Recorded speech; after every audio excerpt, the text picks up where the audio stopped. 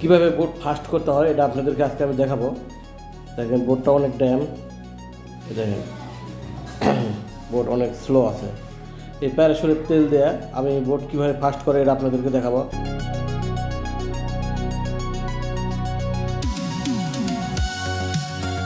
অল্প অল্প করে 2-1 ফোঁটা সব জায়গায় দিব, যেন সব জায়গায় মিক্সার হয়।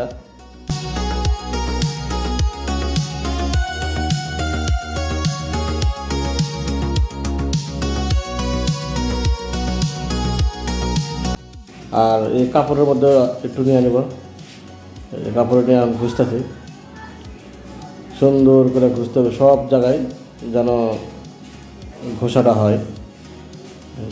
আর একটু কাপড়ের তেলটা দিয়ে দিলাম।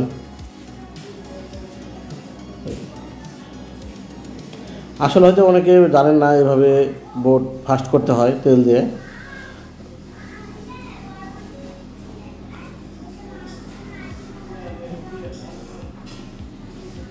আসলে এই নারকেলের তেল দিয়ে বোট ঘষা দিলে অনেক ফাস্ট হয়, অনেক। তাই আপনি ঘষার পরে আপনাদেরকে দেখাবো যে বোট কত ফাস্ট হয়। সব জায়গায় দিয়ে দিয়েছি, আগের তো অনেক ফাস্ট আছে, অনেক ফাস্ট। তার সব জায়গায় এখনো দেওয়া হয় নাই।